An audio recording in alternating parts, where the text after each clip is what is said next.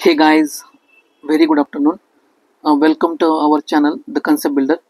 आणि इथे Telegram चॅनलची link provide केलेली आहे, ज्या ठिकाणी तुम्हाला आपल्या आर्टिकल्सचे PDF अवेलेबल होतील आणि जे नवीन नवीन इनिशिएटिव्स आहेत त्याच्याबद्दल सुद्धा तुम्हाला डेली अपडेट्स त्या ठिकाणी प्रोव्हाइड केले जातील. So let's move to our article. तर बेसिकली आजचा जो आपला कन्सेप्ट आहे किंवा आजचा जो आपला व्हिडिओ आहे तर तो कशाच्या रिलेटेड आहे की आर्ट ऑफ एसे रायटिंग. ठीक आहे.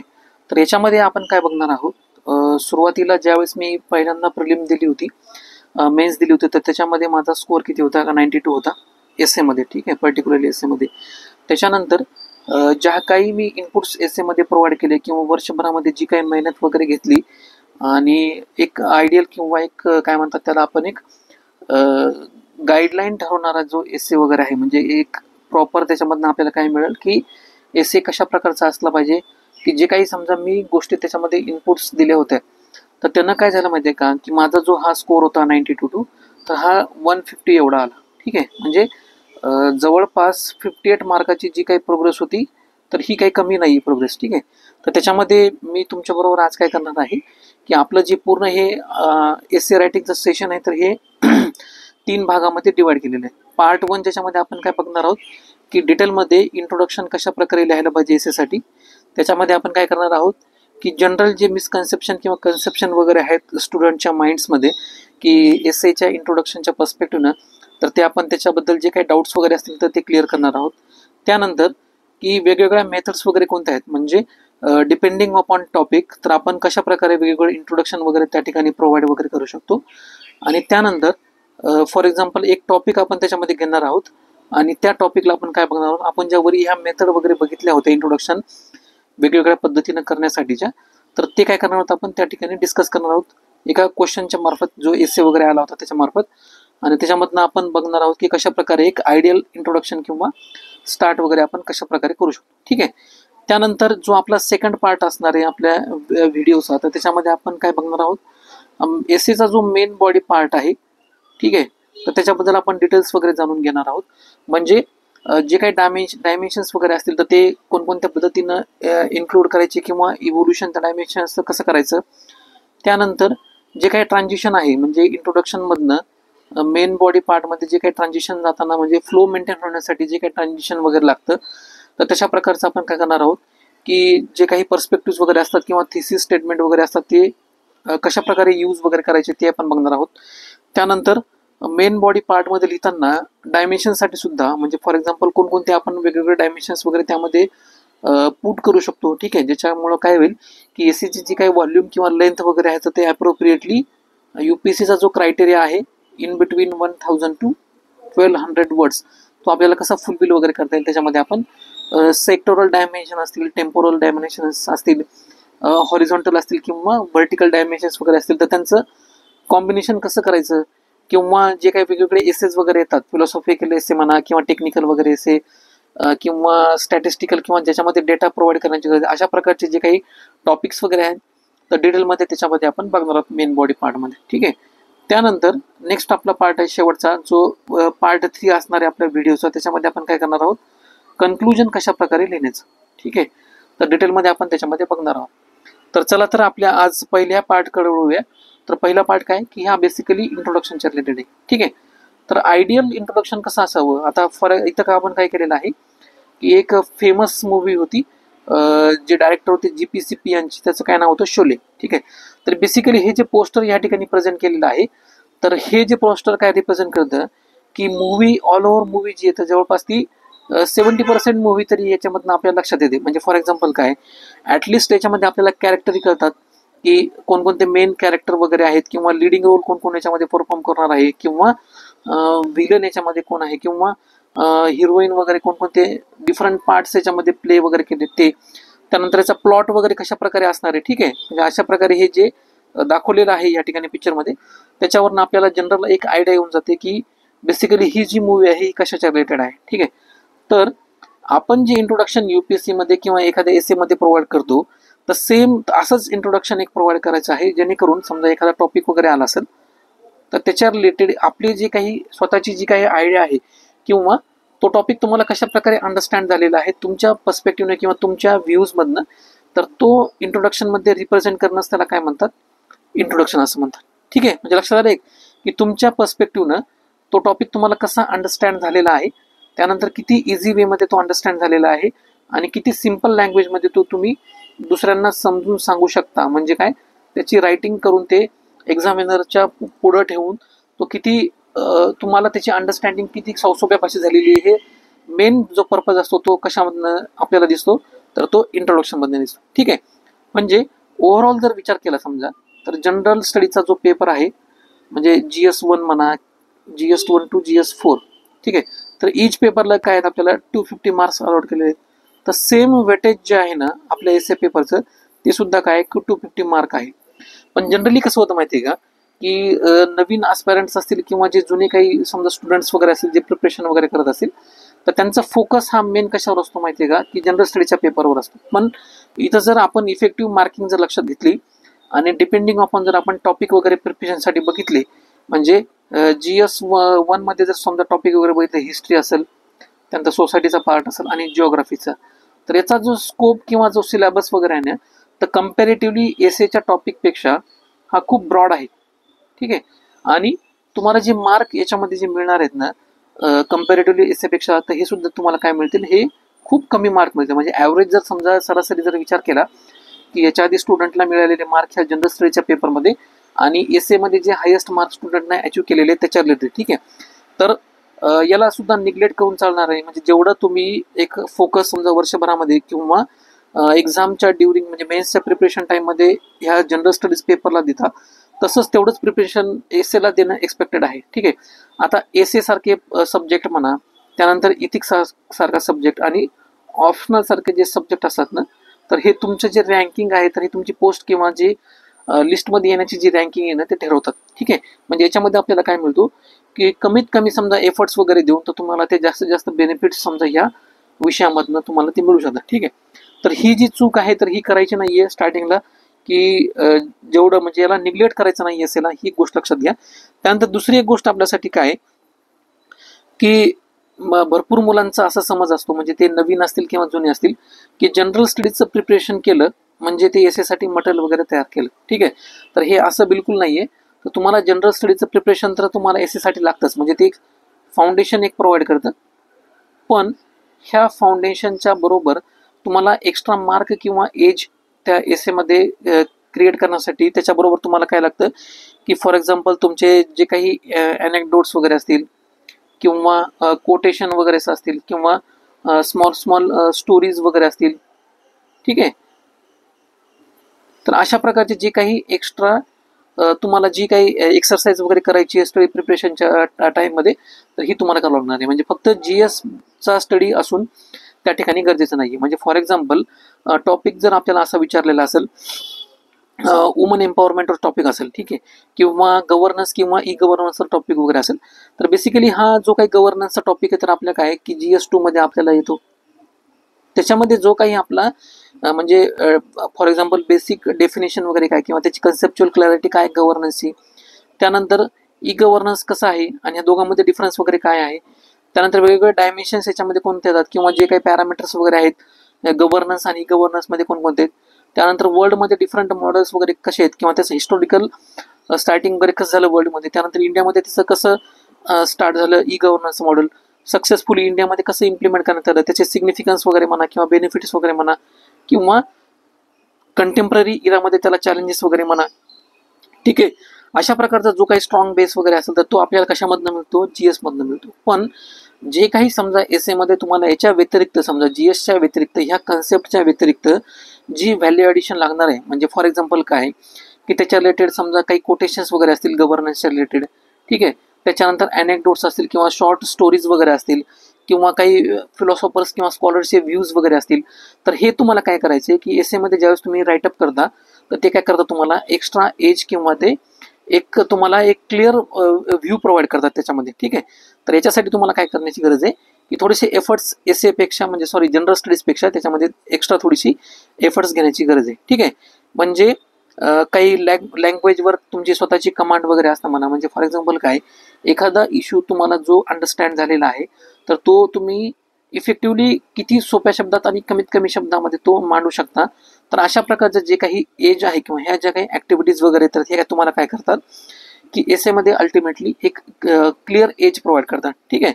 आता बेसिकली हा जो एसेचा टाईप आहे किंवा जी प्रिपरेशन वगैरे आहे तर ही प्रिपरेशन करण्यासाठी काही ज्या इयर लॉंग हॅबिट्स वगैरे तर त्या तुम्हाला काय करण्याचे डेव्हलप करण्याची गरज आहे. ठीक आहे. तर याच्यामधनं काय होतं की ही तुम्हाला तुमच्या इंट्रोडक्शनमध्ये सुद्धा, त्यानंतर मेन बॉडी पार्टमध्ये सुद्धा आणि कन्क्लुजन लिहिण्यासाठी सुद्धा ही काय ठरू शकते, एक महत्वाची एक काय म्हणतात त्याला आपण एक मास्टर की ठरू शकते याच्यामध्ये. ठीक आहे. तर बेसिकली आपल्याला ही प्रिपरेशन स्टार्ट करण्याच्या आधी तर मी मुलांना काय सजेस्ट करत, ज्या 2-3 गोष्टी मला आता सांगायच्या त्या लक्षात घ्यायच्या. पहिली गोष्ट म्हणजे काय की जे काही नॉन फिक्शन बुक्स वगैरे असतात, ठीक आहे, नॉन फिक्शन बुक्स वगैरे असतात तर छोटे छोटे बुक्स वाचायचे. म्हणजे फॉर एक्झाम्पल किती 200 ते 250 जे काही पेजेस वगैरे असतील, म्हणजे जे तुम्हाला तुमचा अभ्यासाचा वेळ सोडून दिवसभरामध्ये अर्धा तास किंवा 1 तास जरी त्याच्यासाठी सफिशियंट दिला तर याच्यामधनं काय होईल माहिती आहे का, तुमचं जे काही व्हॅल्यू एडिशन आहे एसेमध्ये तर ते परफेक्टली तुम्हाला त्याच्यामधनं एक एज किंवा ती क्रिएटिव्हिटी त्याच्यामधनं मिळून जाईल. आता हे जे नॉन फिक्शनल बुक्स आहेत ही सिलेक्ट करताना कोणते बुक्स सिलेक्ट करायचे की फॉर एक्झाम्पल जे आपला सिलेबस, सगळ्यांना आपला सिलेबस पाठ आहे GS1 पासून तर GS4 पर्यंत. ठीक आहे. तर असे बुक सिलेक्ट करायचे की ज्याच्यामध्ये काय की मोस्ट ऑफ द सिलेबसचा टॉपिक त्याच्यामधनं कव्हर होईल. ठीक आहे. म्हणजे ज्यावेळेस आम्ही प्रिपरेशन करायचो तर त्यावेळेस काय करायचो की एखादं बुक वगैरे घ्यायला गेलं तर त्याचं काय करायचं की त्याच्यामधला जो इंडेक्स वगैरे आहे किंवा त्याच्यामधले जे कंटेंट वगैरे तर ते आम्ही ते जस्ट ओव्हरलुक करायचो.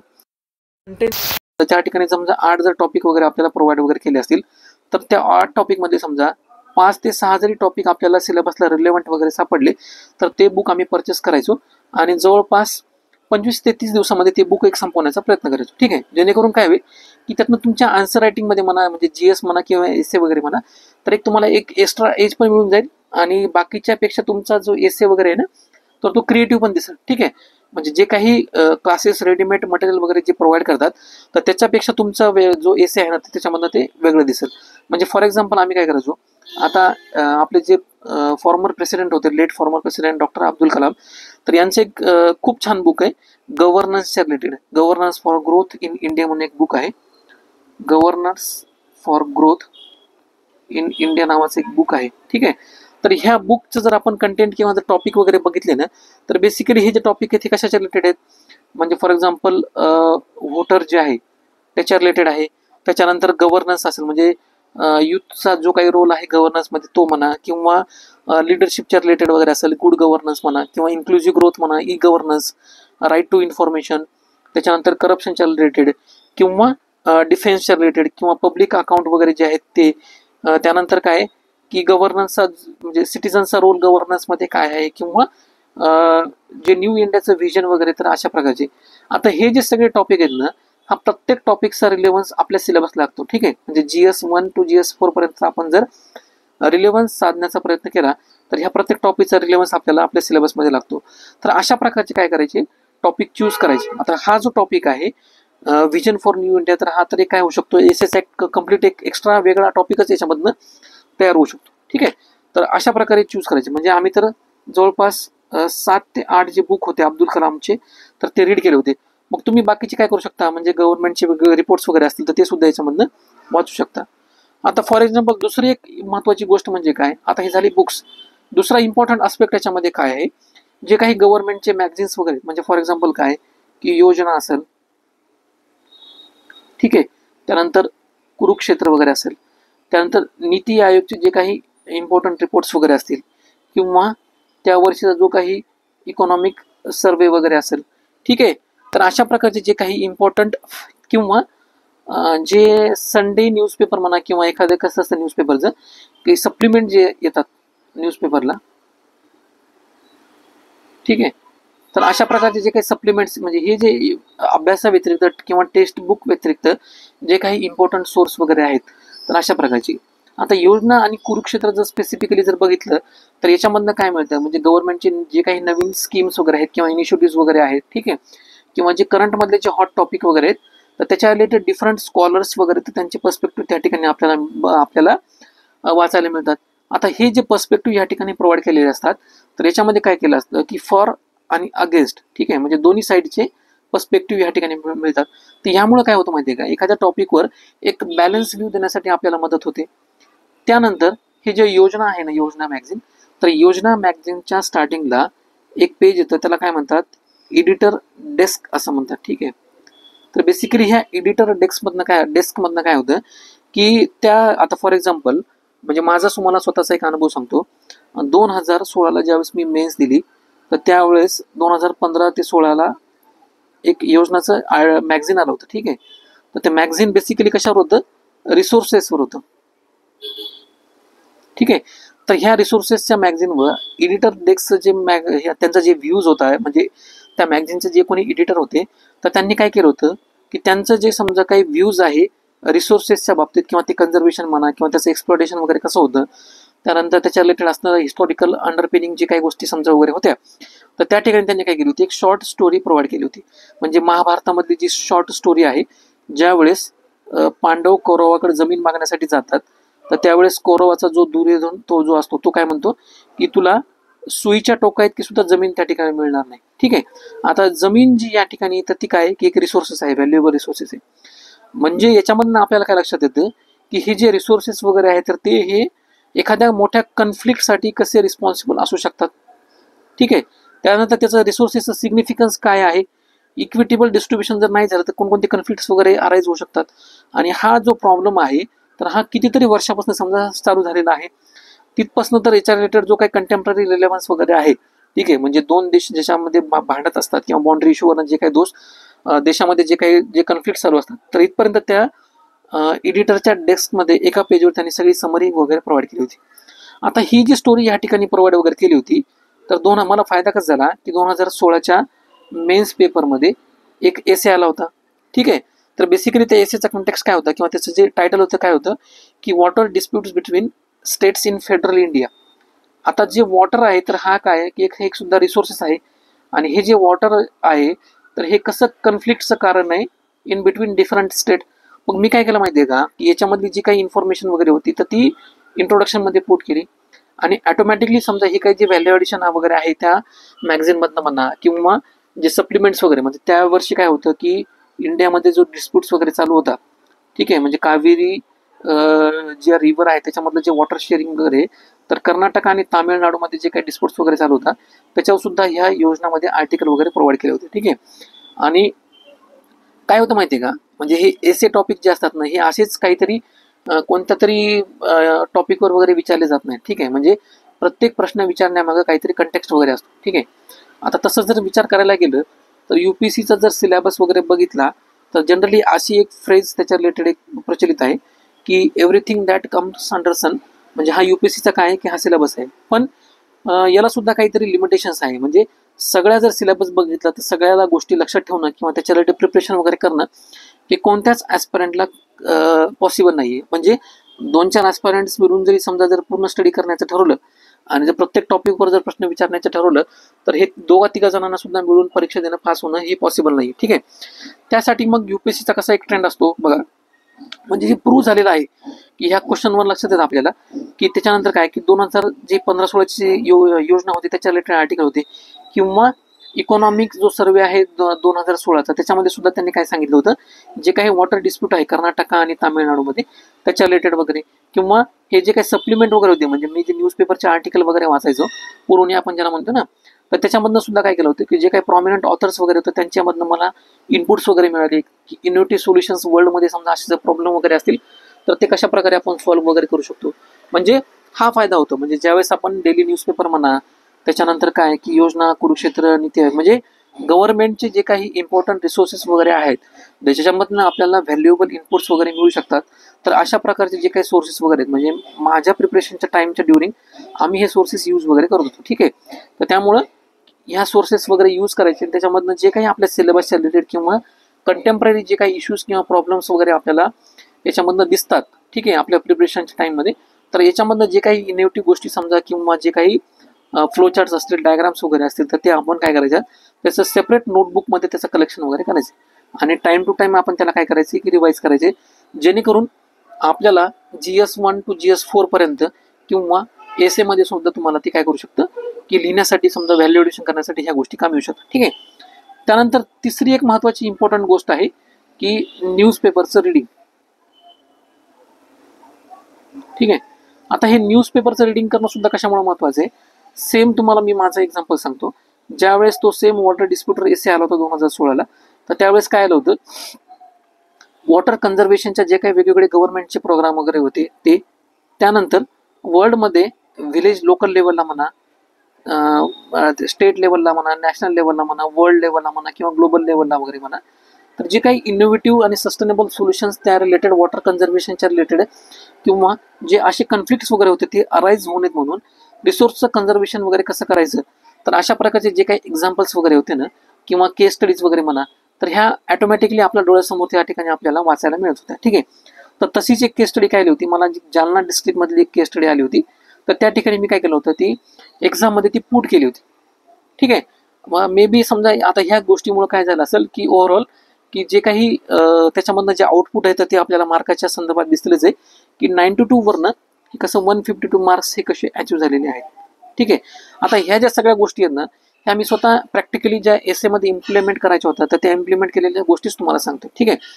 त्यानंतर दुसरं एक महत्त्वाचं याच्यामधनं काय की न्यूजपेपर डेली तुम्ही वाचल्यामुळे तुमचे काय होते, एक तर काय व्होकॅब्युलरी जी आहे तर ती स्ट्रॉंग होते. त्यानंतर तुमची जी काही कॉम्प्रिहेन्शन किंवा लँग्वेज वगैरे सुद्धा आहे ना, तर ती सुद्धा काय होते याच्यामधनं तुम्हाला एक सेकंड एज याच्यामधनं मिळतो. ठीक आहे. त्यानंतर कधी कधी काय होतं की याच्यामध्ये आता फॉर एक्झाम्पल इंडियन एक्सप्रेसचा जर विचार केला तर त्यांचं जे ओपिनियन पेज असतं ना, त्या ओपिनियन पेजच्या राईट साईड कॉर्नरला या ठिकाणी रोज एक कोट देतात, कोटेशन प्रोव्हाइड करतात. ठीक आहे. आता हे जे कोटेशन असतात ना, हे मंडे टू सॅटर्डे हे न्यूजपेपरमध्ये प्रोव्हाइड करतात. आणि हे कोटेशन देण्याचा त्यांचा पर्पज काय असतो की जे काही इम्पॉर्टंट इश्यू न्यूजमध्ये वगैरे आहेत तर त्या कोटेशन्स काय करतात त्या ठिकाणी प्रोव्हाइड करतात. ठीक आहे. आता काही दिवसापूर्वी एक कोटेशन आलं होतं की डॉक्टर B.R. आंबेडकर यांचं एक कोटेशन होतं. त्याच्यामध्ये त्यांनी काय विचारलेलं म्हणजे सांगितलेलं होतं की वुमनच्या रिलेटेड जो काही सोसायटीचा प्रोग्रेस आहे, म्हणजे ते काय म्हणतात की I measure the progress of society. तर कशावरनं ते प्रोग्रेस मेजर करतात की त्या सोसायटीमधल्या वुमनची एम्पॉवरमेंट किती झालेली आहे किंवा त्यांनी किती ग्रोथ अचीव केलेली आहे, तर त्याच्यावरून ते काय करतात सोसायटीचं प्रोग्रेस वगैरे मोजतात. तर असे जे कोटेशन्स वगैरे असतात तर हे काहीतरी सोसायटीमध्ये रिलेव्हन्स आलाय किंवा त्या न्यूजचा काहीतरी रिलेव्हन्स वगैरे आहे म्हणून हे कोटेशन्स काय करतात ते त्या ठिकाणी प्रोव्हाइड करतात. ठीक आहे. तर तुम्ही डायरेक्टली किंवा इनडायरेक्टली काय करू शकता, जे काही असे इम्पॉर्टंट कोटेशन्स वगैरे आहेत किंवा UPSCला आलेले अशा प्रकारचे जे काही कोटेशन्स वगैरे आहेत तर ते तुम्ही रीड वगैरे करू शकता. त्यासाठी एक सेपरेट नोटबुक वगैरे तयार करू शकता. ठीक आहे. तर आता ह्याच कोटेशन बरोबर दुसरे जे काही इम्पॉर्टंट समजा गोष्टी आहेत, म्हणजे फॉर एक्झाम्पल काय काही तुम्हाला अनेक्डोट असतील किंवा समजा रिअल वर्ल्ड एक्झाम्पल्स वगैरे असतील त्या ठिकाणी त्याच्यामुळे तुम्हाला मिळतील किंवा इम्पॉर्टंट स्टोरीज वगैरे असतील समजा जे तुम्हाला मी सांगितलं न्यूजपेपरचे जे काही सप्लिमेंट्स वगैरे असतात त्याच्यावरून सुद्धा तुम्हाला ते काय करू शकतं, हे डेली न्यूजपेपर रिडिंग केल्यामुळे हे असं व्हॅल्युएबल इनपुट्स तुम्हाला त्याच्यामध्ये मिळू शकतात. ठीक आहे. त्यानंतर नेक्स्ट इम्पॉर्टंट पॉईंट आपल्या याच्यामध्ये आहे की जे काही UPSCचे प्रिव्हियस इयरचे पेपर्स आहेत, म्हणजे असं समजा की मागच्या 10 वर्षाचे, तर त्याच्यामधून तुम्ही काय करू शकता की जे काही कॉमन समजा थीम त्याच्या रिलेटेड विचारलेल्या आहेत. ठीक आहे. तर त्या एका साईडला आयडेंटिफाय करून तुम्ही त्याच्या रिलेटेड एक तशी नोटबुक तयार करू शकता. म्हणजे फॉर एक्झाम्पल जर असं जमत नसेल डायरेक्टली थीमचं आयडेंटिफिकेशन करणं तर mrunal.org ही जी वेबसाईट आहे मृणाल पटेलची, तर त्याच्यावर त्यांनी काय केलेलं आहे की वेगवेगळ्या ज्या थीम आहेत UPSCला आतापर्यंत विचारलेल्या ज्या काही म्हणजे फॉर एक्झाम्पल एज्युकेशन असेल, ॲग्रिकल्चर असेल, वुमेनच्या रिलेटेड किंवा सोसायटी रिलेटेड वगैरे जे काही क्वेश्चन्स वगैरे आले असतील किंवा फॉरेन पॉलिसी म्हणा, सायन्स अँड टेक्नॉलॉजी वगैरे म्हणा किंवा जे काही इनोव्हेशन किंवा न्यू टेक्नॉलॉजीज वगैरे त्याच्यामध्ये डिस्रप्टिव्ह टेक्नॉलॉजीज वगैरे असतील त्याच्या रिलेटेड म्हणा, हेल्थ केअर वगैरे म्हणा, सिक्युरिटी किंवा इकॉनॉमिक रिफॉर्मच्या रिलेटेड ज्या काही इन्क्लुझिव्ह ग्रोथ वगैरे अशा प्रकारचे जे काही क्वेश्चन्स वगैरे आलेले असतील ना, तर त्याचं काय करा, एक 10 ते 12 एक ब्रॉड हेडिंग तयार करा. आणि ह्या ब्रॉड हेडिंगच्या अंतर्गत जे तुम्हाला समजा मी आता या गोष्टी सांगितल्या, म्हणजे फॉर एक्झाम्पल काय अनेक्डोट्स असतील, छोट्या छोट्या स्टोरीज वगैरे असतील किंवा कोटेशन्स वगैरे असेल किंवा रिअल लाईफ एक्झाम्पल्स वगैरे असतील जे तुम्ही या ठिकाणी यूज वगैरे करू शकता. तर अशा प्रकारचं तुम्ही एक सेपरेट नोटबुक तयार करू शकता. आता हे फक्त जे मटेरियल तुम्ही तयार करताय ना, हे फक्त एसेसाठी उपयोगी येणार नाहीये. तुम्हाला तुमचे जे बाकी प्रिपरेशन आहे GS1 to GS4 मध्ये तिथं सबस्टॅन्शिएशन करण्यासाठी सुद्धा तुम्ही ते मदत वगैरे करू शकता. ठीक आहे. म्हणजे आता for example water dispute between समजा GS2 मध्ये जर हा प्रश्न वगैरे आला असता तर जालना डिस्ट्रिक्टचं एक्झाम्पल मी दिलं असतं की कशा प्रकारे त्यांनी जे क्रायसिस वगैरे तर ते सॉल्व्ह केलेलं आहे. ठीक आहे. आता मी त्या गावाचं नाव जरी मेन्शन वगैरे केलं असतं, कारण ते फ्रंट पेजवर आणि वेल नोन एक्झाम्पल होतं, किंवा फॉर एक्झाम्पल हिवरे बाजार असेल, ठीक आहे. तर अशा प्रकारचे जे काही वेल नोन एक्झाम्पल वगैरे असतात, तर अशा प्रकारचे तुम्ही तशी एक लिस्ट वगैरे करू शकता, जेणेकरून तुम्हाला काय होईल, जे एफर्ट्स वगैरे येतात ते तुमचे एक्झामच्या प्रिपरेशनमध्ये ते कमी होतील. ठीक आहे. त्यानंतर एक मोस्ट इम्पॉर्टंट याच्यामधला आपला एक पार्ट आहे की सुरुवातीला जर समजा पूर्ण एसे लिहिणं जर पॉसिबल नसेल, तर तुम्ही सुरुवातीला काय करू शकता, म्हणजे फक्त 1 ते 2 महिन्यासाठी म्हणतोय बरं का मी, म्हणजे ज्यावेळेस फुल इयरचं तुम्ही प्रिपरेशन किंवा प्लॅन वगैरे बनवताय, तर हार्डली 1 ते 2 महिन्यासाठी तुम्ही सुरुवातीला काही दिवस स्ट्रक्चर वगैरे तयार करू शकता. म्हणजे फॉर एक्झाम्पल काय की एक प्रिव्हियस इयर जर टॉपिक घेतले, आपण UPSCला आलेले जे काही प्रश्न वगैरे आहेत त्याचे, मग त्याच्या रिलेटेड माझं इंट्रोडक्शन मी काय लिहू शकलो असतो. ठीक आहे. त्यानंतर मेन बॉडी पार्टमध्ये माझे डायमेन्शन्स वगैरे कोणकोणते असते फक्त जस्ट हायलाइट करायचं. सॉरी. त्यानंतर कन्क्लुजनमध्ये समजा मी कसं वेगवेगळ्या प्रकारे समजा कन्क्लुजन वगैरे लिहू शकलो असतो. तर अशा प्रकारचं जरी समजा काही दिवस सुरुवातीला 1 ते 1.5 महिना तुम्ही जर स्ट्रक्चर जरी फॉर्म करण्यासाठी समजा जर ही मेहनत जर घेतली ना, आणि त्यानंतर काही क्लासेसचे वगैरे असतील किंवा हे जे तुम्ही स्ट्रक्चर वगैरे बनवलेले आहेत, तर त्याच्या रिलेटेड समजा एक फुल लेंथ एसे जरी लिहून बघितलं ना, तर ही प्रॅक्टिस होते. आता बेसिकली कसं आहे माहिती आहे का, की फक्त थॉट करून किंवा विचार करून समजा हे तुम्हाला एसे प्रत्यक्षात उतरता येणार नाही. आता ह्या ज्या काही तुम्हाला अडचणी वगैरे समजा येतील, म्हणजे फॉर एक्झाम्पल काही मुलांना अडचणी कशा येऊ शकतात, की जे काही सेंटेन्स वगैरे आहेत, तर ते लेंदी सेंटेन्स काही जण बनवतात, मग त्याला ते कॉम्प्रिहेंड कसं करायचं. ठीक आहे. त्यानंतर 2 जे पॅराग्राफ्स किंवा डायमेन्शन्स वगैरे आहेत, तर त्याच्यामध्ये इंटरकनेक्टेडनेस कसा मेंटेन करायचा, किंवा जो काही फ्लो वगैरे आहे रायटिंगचा, तर तो कसा मेंटेन वगैरे करायचा, किंवा कोणकोणत्या डायमेन्शन्सला कोणती प्रायोरिटी कधी द्यायची. समजा एज्युकेशनचा डायमेन्शन असेल, किंवा हिस्टॉरिकल डायमेन्शन असेल, किंवा टेक्नॉलॉजीचा डायमेन्शन्स वगैरे असेल, तर त्या ठिकाणी अटमोस्ट प्रायोरिटी वगैरे कधी द्यायची. ठीक आहे. म्हणजे अशा प्रकारचे जे काही तुमचे प्रॅक्टिकल डाऊट्स वगैरे असतील ना, तर ते तुम्हाला एक्झाममध्ये येण्याच्या ऐवजी, म्हणजे ही जी काही भीती आहे ना, तर पहिली गोष्ट कशी आहे माहिती आहे का, की आपल्यामध्ये जो काही प्रॉब्लेम आहे, तर हा आपण पहिल्यांदा रिकग्नाइज करणं खूप महत्त्वाचं आहे. ठीक आहे. जर आपण ॲक्सेप्टच केलं नाही की हा माझ्यामध्ये प्रॉब्लेम आहे, तर इव्हेंच्युअली तुम्ही त्याच्यामध्ये काय करू शकता माहिती आहे का, ती डेव्हलपमेंटच करू शकत नाही, किंवा तो जो प्रॉब्लेम आहे ना, तर तो ओव्हरकमच करू शकत नाही. ठीक आहे. मग अटमोस्ट पहिला पॉईंट काय आहे, की मला जो प्रॉब्लेम येतो ना, आता इथं आपण आलोय कशासाठी, की मॅक्झिमम मार्क गेन करण्यासाठी आणि पोस्ट मिळवण्यासाठी. ठीक आहे. आता जर आपल्याला असं लक्षात येत असेल आपल्या प्रिपरेशनच्या टाईममध्ये किंवा एसे लिहून बघितल्यानंतर, की माझं हा प्रॉब्लेम आहे, किंवा अप टू मार्क जो आपण एसे म्हणतो ना, की जेणेकरून समजा मला जास्तीत जास्त मार्क एसेमध्ये मिळतील, तर ते मिळत नाहीत. मग माझ्यामध्ये पहिली गोष्ट काय, की ते लॅक्युनास फाइंड करणं. ठीक आहे. म्हणजे माझ्या एसेमध्ये एक्झॅक्टली काय काय लॅक्युनास आहेत, ती लॅक्युनास फाइंड केल्यानंतर डे बाय डे तुम्ही त्याच्यावर कसं ओव्हरकम करू शकता. म्हणजे फॉर एक्झाम्पल काही दिवस तुम्ही 15 दिवस सुरुवातीचे ही एक्सरसाइज झाल्यानंतर इंट्रोडक्शन मी किती बेटर वेने समजा वेगवेगळ्या टॉपिकसाठी कसं लिहू शकतो, 15 दिवस वेगवेगळे 15 टॉपिक ट्राय करून बघा, की वेगवेगळ्या प्रकारे मी इंट्रोडक्शन कसं वगैरे प्रोव्हाइड करू शकतो, असं करू शकता. किंवा पुढचे 15 दिवस मेन बॉडी पार्टमध्ये माझे डायमेन्शन्स वेगवेगळे कसे असतील, किंवा त्यातला जो एक कंपोनंट पार्ट आहे म्हणजे फ्लो मेंटेन करणं किंवा इंटरकनेक्टेडनेस मेंटेन करणं, त्यासाठी मी 15 दिवस कसे प्रॅक्टिसनं हे करू शकतो, ओव्हरकम करू शकतो. ठीक आहे. सेम कन्क्लुजनसाठी असं अप्लाय होतं. मग इम्पॉर्टंट सांगण्याचा अर्थ काय आहे, की जोपर्यंत तुम्ही समजा ह्या सगळ्या गोष्टी लिहून बघत नाही, तोपर्यंत तुम्हाला तुमच्या ज्या चुका किंवा जे काही मिस्टेक्स वगैरे तर ते याच्यामधनं लक्षात येणार नाही. ठीक आहे. लक्षात आलं. त्यानंतर आपण याच्यामध्ये आता पुढचा आपला इम्पॉर्टंट पॉईंट आहे, की वेगवेगळ्या पद्धतीने समजा आपण एसेचं इंट्रोडक्शन कसं स्टार्ट वगैरे करू शकतो. ठीक आहे. आतापर्यंत तुम्हाला जे काही गोष्टी म्हणजे जनरल कन्सेप्शन वगैरे ज्या होत्या, तर आपण सांगण्याचा प्रयत्न याच्यामधनं केलेला आहे. तर आता आपण डायरेक्टली बोलूयात, की कोणकोणते डिफरंट वेज आहेत ज्याच्यामधनं आपण काय करू शकतो, इफेक्टिव्ह इंट्रोडक्शन स्टार्ट करू शकतो. तर पहिला तर इम्पॉर्टंट टॉपिक आहे याच्या रिलेटेड अनेक्डोट किंवा स्टोरी. आता बेसिकली अनेक्डोट आणि स्टोरीचा जर विचार केला, तर हे जे अनेक्डोट असतात ना, हे रिअल लाईफ एक्झाम्पल्स असतात. ठीक आहे. याच्यामध्ये हे इमॅजिनरी किंवा क्रिएट केलेले असे एक्झाम्पल नसतात. त्यानंतर दुसरी एक गोष्ट काय, की हे जे अनेक्डोट असतात ना, तर हे वेल नोन किंवा सर्वांना माहीत असणारे अनेक्डोट असतात. ठीक आहे.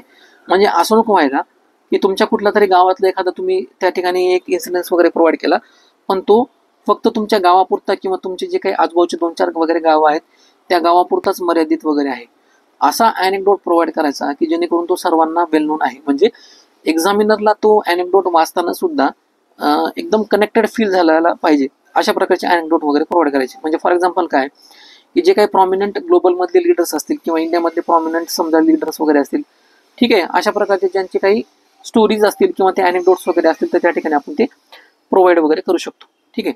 आता त्यानंतर बेसिकली हे जे काही दुसरा पार्ट आहे स्टोरी. आता ह्या ज्या स्टोरी असतात ना, ह्या सुद्धा काय असतात की 2 प्रकारामध्ये आपण त्याला एक डिवाइड करू शकतो. एक तर काय की ह्या रिअल लाईफमध्ये हॅपन झालेल्या स्टोरीज असतात, किंवा तुम्ही काय करायचं असतं माहिती आहे का, ह्या इमॅजिनरी स्टोरी सुद्धा म्हणजे इमॅजिनरी नाव वगैरे देऊन किंवा इमॅजिनरी कॅरेक्टर वगैरे क्रिएट करून सुद्धा काय करू शकता, फिक्शनल जे कॅरेक्टर्स वगैरे असतात असे कॅरेक्टर क्रिएट करून सुद्धा तुम्ही स्टोरी वगैरे प्रोव्हाइड करू शकता. आता हे जे अॅनेक्डोट आणि स्टोरी तुम्ही ज्या ठिकाणी प्रोव्हाइड वगैरे करणार आहेत ना, तर ते असं प्रोव्हाइड करायचं की त्याचा डायरेक्ट रिलेव्हन्स किंवा जे कोरिलेशन वगैरे आहे ना, तर जो काही एसेचा आपला ब्रॉडर थीम आहे किंवा त्याचा जो क्रक्स आहे किंवा त्याच्यामधला जो एसेचा इसेन्स वगैरे आहे, तर त्याच्याशी जो डायरेक्ट जुळला पाहिजे असं आपल्याला त्याच्यामधनं स्टोरी किंवा अॅनेक्डोट त्या ठिकाणी प्रोव्हाइड करायचं. ठीक आहे. म्हणजे बेसिकली तुम्हाला याच्यामधला डिफरन्स कळाला की अॅनेक्डोट कसं असतं, एक तर ते काय असतात रिअल लाईफ एक्झाम्पल असतात, त्यानंतर स्टोरी जी असते ना ही खूप डिस्क्रिप्टिव्ह असते. म्हणजे याच्यामध्ये काय केलं जातं, एक प्लॉट क्रिएट केला जातो, इमॅजिनरी कॅरेक्टर्स वगैरे क्रिएट केले जातात आणि नंतर त्याचा रिलेव्हन्स डायरेक्टली कशाबरोबर एसे बरोबर कनेक्ट केला जातो. पण हे जे अॅनेक्डोट असतात ना एकदम सिम्पल किंवा शॉर्टमध्ये असतात. ठीक आहे. आणि हे वेल नोन असले पाहिजे. असं नको की फक्त ते तुम्हालाच माहिती आहेत, बाकी लोकांना ते लक्षात पण नाहीत किंवा माहीत पण नाहीत, अशा प्रकारचे. ठीक आहे. म्हणजे 2-4 गोष्टी लक्षात घेतल्या बेसिकली काय. आता फॉर एक्झाम्पल हे अॅनेक्डोट किंवा स्टोरी जर समजा आपण बघितलं, म्हणजे आता एखादा एसेचा टॉपिक बघितला की जर समजा एसे टॉपिक आला की India become a developed country bye 2047. आता अशा रिलेटेड जर टॉपिक वगैरे आले तर तुम्ही काय करू शकता, एक इमॅजिनरी स्टोरी वगैरे क्रिएट करू शकता की ज्याच्यामध्ये असं पिक्चर शो करू शकता की India as a developed country कसा असणार आहे. ठीक आहे. अशा प्रकारे तुम्ही एखादी स्टोरी इमॅजिनरी स्टोरी वगैरे त्या ठिकाणी कनेक्ट करू शकता. लक्षात आलं तुम्हाला. आणि अॅनेक्डोटचा जर विचार बघितला, समजा अॅनेक्डोट जर बघितलं, समजा कशा प्रकारे एखादं अॅनेक्डोट आपण लिहू शकतो. आता फॉर एक्झाम्पल वुमन एम्पॉवरमेंटवर जर इश्यू आला किंवा जर इश्यू आपल्याला विचारलेला असेल, तर बेसिकली याच्या रिलेटेड एक फेमस अॅनेक्डोट आपल्याला माहिती आहे की ड्युरिंग महात्मा गांधीचा हा इन्सिडन्स आहे.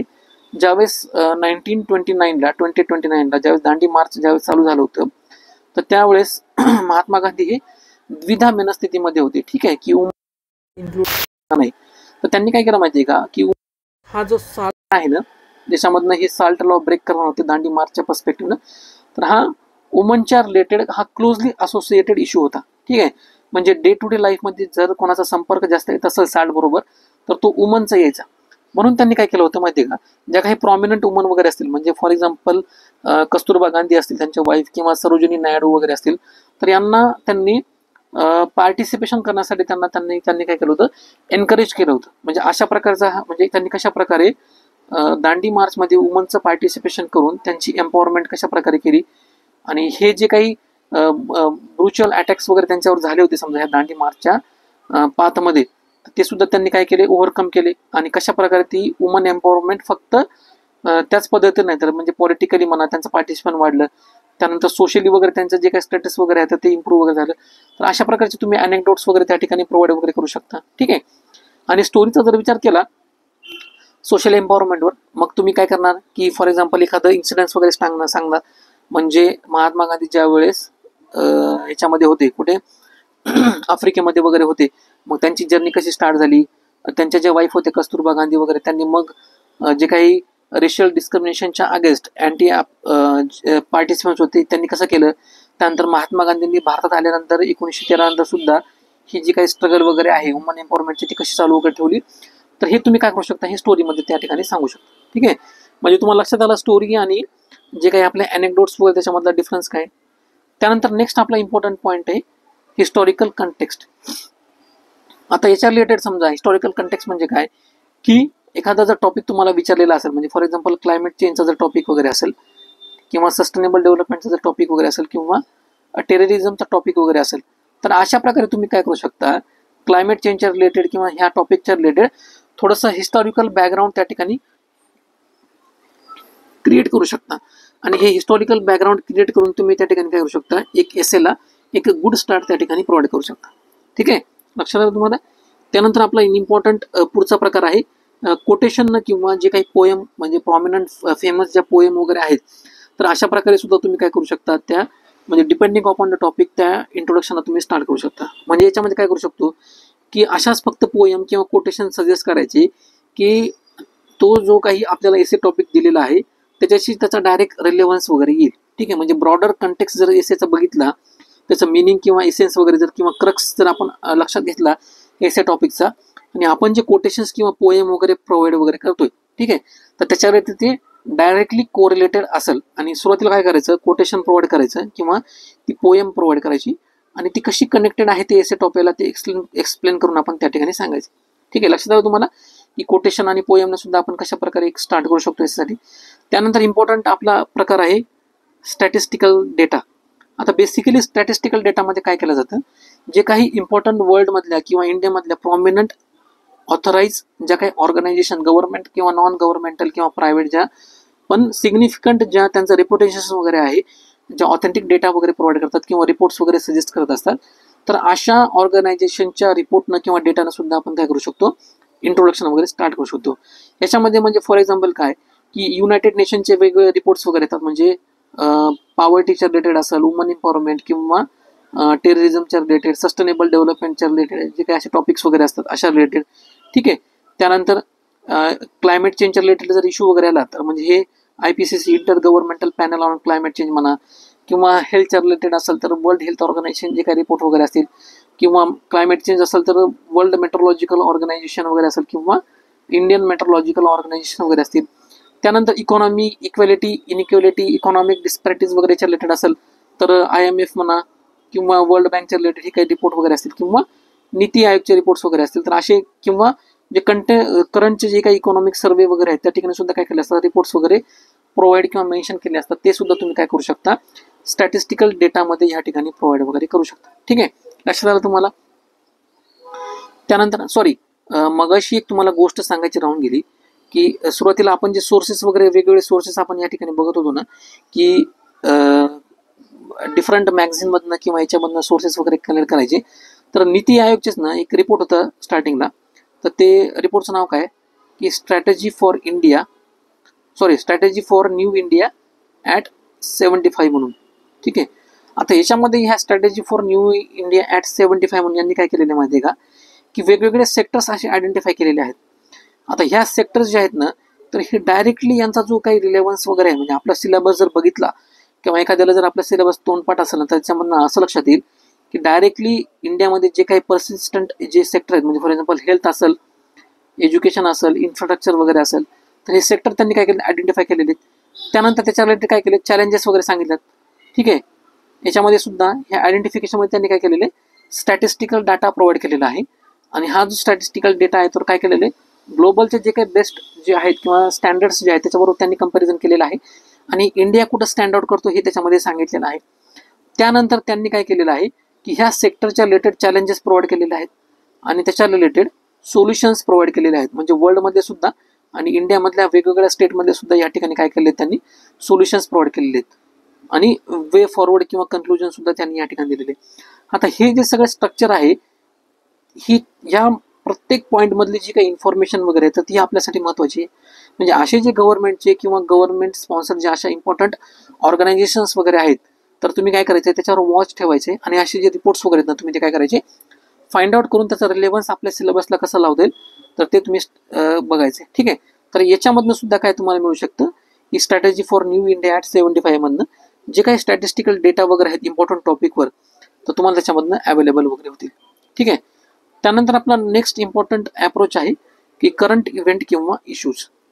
तर बेसिकली याच्यामध्ये काय केलं जातं, जे काही म्हणजे फॉर एक्झाम्पल करंटमध्ये जे काही इम्पॉर्टंट न्यूज वगैरे असेल किंवा त्याच्या रिलेटेड प्रॉमिनंट लेजिस्लेशन म्हणा किंवा फ्रेमवर्क वगैरे क्रिएट केलेला असेल किंवा गव्हर्नमेंटचे जे काही फ्लॅगशिप मिशन वगैरे असतील किंवा स्कीम्स वगैरे असतील किंवा टॉप करंट अफेअर्स वगैरे असेल, तर डिपेंडिंग अपॉन जे काही अशी न्यूज वगैरे असतील तर त्याच्या कंटेक्स्ट किंवा त्याचा रेफरन्स देऊन सुद्धा आपण काय करू शकतो, त्या टॉपिकला इंट्रोडक्शन त्याचं स्टार्ट करू शकतो. पण या ठिकाणी मला तुम्हाला एक गोष्ट सांगायची की अशा प्रकारचे जे काही इम्पॉर्टंट म्हणजे जे काही असे इश्यूज वगैरे असतात, म्हणजे करंट अफेअर्सचा इश्यू म्हणजे रिलेव्हन्स देऊन किंवा ते काही इश्यू वगैरे त्या ठिकाणी प्रोव्हाइड करून, तर हा लिस्ट फेवरेबल वे आहे. म्हणजे ज्या वेळेस तुम्हाला बाकीचे जे आपण वर डिफाईन केलेले जे काही वेज आहेत 4 ते 5 वगैरे, तर ते त्या ठिकाणी तुम्हाला जर त्याचा कंटेक्स्टवर सापडला नाही म्हणजे फॉर एक्झाम्पल काय की स्टोरी म्हणा, अॅनेक्डोट किंवा हिस्टॉरिकल कंटेक्स्ट, कोटेशन, पोएम किंवा स्टॅटिस्टिकल डेटा यापैकी किंवा बाकीचे जे काही इम्पॉर्टंट वगैरे आहेत, म्हणजे काय की कंपॅरेटिव्ह अनालिसिस करणं,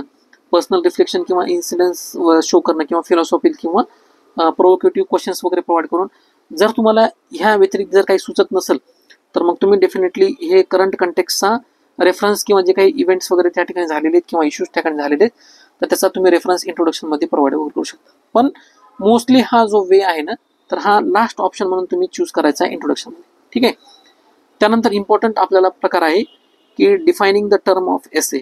तर बेसिकली याच्यामध्ये काय केलं जातं की जो काही एसे दिलेला आहे तर त्याचे जे काही त्यामधले पहिल्यांदा काय केलं जातं कीवर्ड्स आयडेंटिफाय केले जातात. ठीक आहे. आता याच्यामध्ये आपण जे मगाशी एक टॉपिक बघितला होता डॉक्टर B.R. आंबेडकरचा की I measure the progress of society, वुमननं किती त्याच्या रिलेटेड डेव्हलपमेंट वगैरे केलेली त्याच्या रिलेटेड. ठीक आहे. I measure the progress of society of a community और society by degree of progress which woman have achieved. तर याच्या जर एसेचा जर विचार केला तर याच्यामध्ये इम्पॉर्टंट कीवर्ड्स कोणकोणते आहेत, एक तर काय की कम्युनिटी किंवा प्रोग्रेस हा झाला, त्यानंतर वुमेन झाला आणि मेजर्स. आता बेसिकली हे मेजरमेंट सुद्धा काय दोन प्रकार असू शकतात, एक तर काय क्वालिटेटिव्ह किंवा क्वांटिटेटिव्ह. त्यानंतर फक्त वुमेनच का की मग मेन का नाही. त्यानंतर दुसरं काय की प्रोग्रेस, मग प्रोग्रेस सुद्धा कसा मेजर करायचा की इकॉनॉमिक ग्रोथमध्ये करायचा का, सॉरी डेव्हलपमेंटच्या पर्स्पेक्टिव्हनं करायचा का ग्रोथच्या पर्स्पेक्टिव्हनं वगैरे करायचा. तर अशा प्रकारचे जे काही इम्पॉर्टंट कीवर्ड्स वगैरे आहेत तर तुम्ही ते फाइंड आउट करून सुद्धा काय करू शकता की एसेचं ते सुरुवातीला काय करायचं की सगळे कीवर्ड्स वगैरे आहेत तर त्यांचं व्यवस्थित एक्सप्लेनेशन द्यायचं आणि एक्सप्लेनेशन दिल्यानंतर ते कसे को रिलेटेड वगैरे आहेत एसे टॉपिकला तर ते फायनली त्या ठिकाणी मेन्शन करायचं आहे. त्यानंतर नेक्स्ट आपला टाईप आहे कंपॅरेटिव्ह ॲनालिसिस. तर बेसिकली कंपॅरेटिव्ह ॲनालिसिसमध्ये काय केलं जातं, ज्या वेळेस कंपॅरेटिव्हली प्रश्न वगैरे विचारले जातात, म्हणजे फॉर एक्झाम्पल अर्बन आणि रुरल एरियावर वगैरे असेल किंवा डेव्हलप्ड किंवा डेव्हलपिंग कंट्रीजमधला वगैरे असेल किंवा नक्सलिझम किंवा टेररिझम वगैरे वगैरे असेल. ठीक आहे. तर अशा प्रकारचे जे काही समजा एसेचे टॉपिक वगैरे विचारलेले असतात तर त्या ठिकाणी तुम्ही काय करू शकता की अशा प्रकारचं जे काही कंपॅरिझन वगैरे आहे दोन याच्यामधलं, एक तर ह्या एंडवरचं किंवा दुसऱ्या एंडवरचं. ठीक आहे. तर अशा प्रकारचं तुम्ही कंपॅरिझन प्रोव्हाइड करून इंट्रोडक्शन सुद्धा एसेमध्ये स्टार्ट वगैरे करू शकता. त्यानंतर नेक्स्ट इम्पॉर्टंट पॉईंट आहे पर्सनल रिफ्लेक्शन किंवा इन्सिडन्स.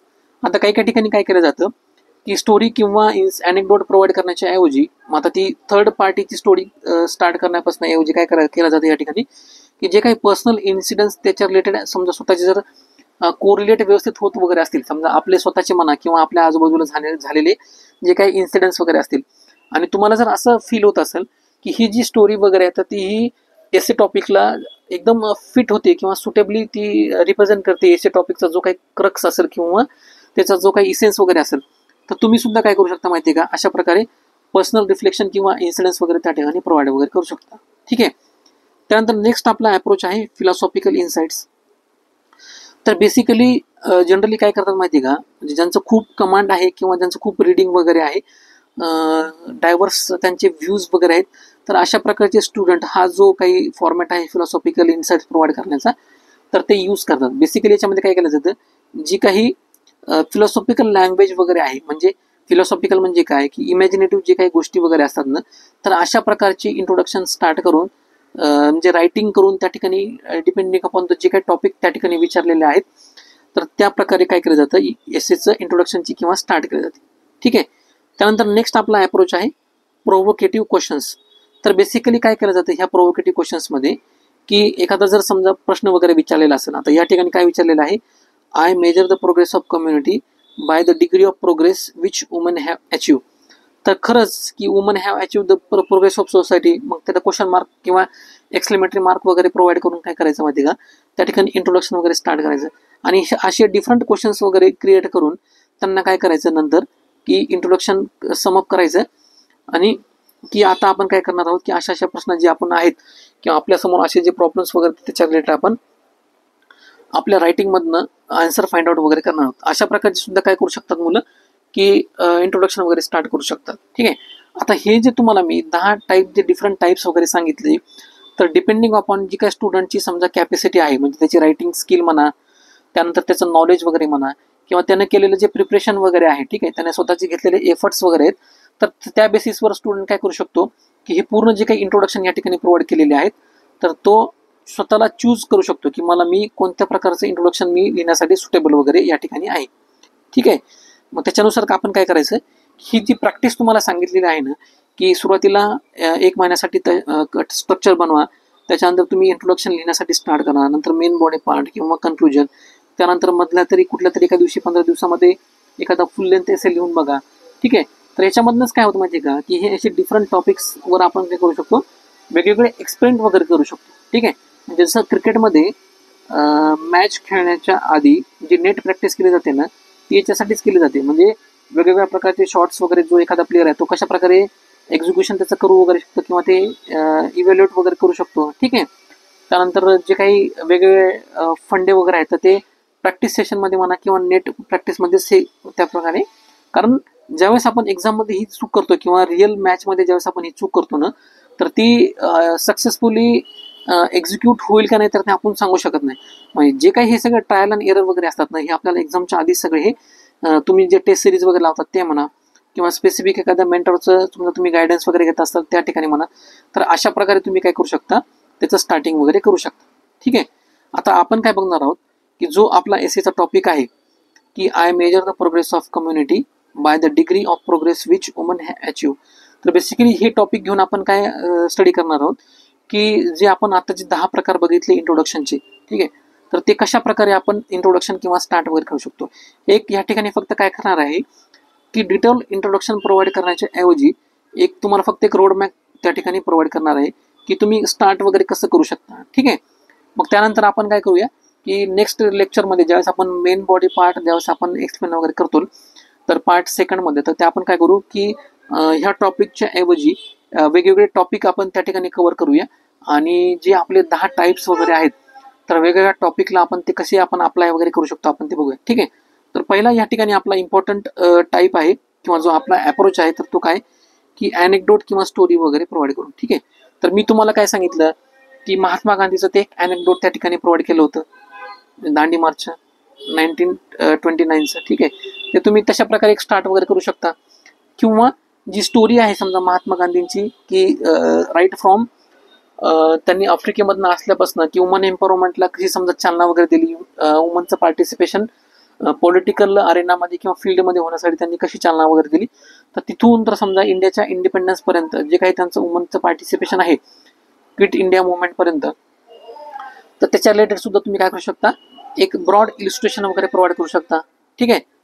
त्यानंतर एक आता ह्या एसेमध्ये आपल्याला काय सांगितलेलं आहे की एक विलेज आहे राजस्थानमधलं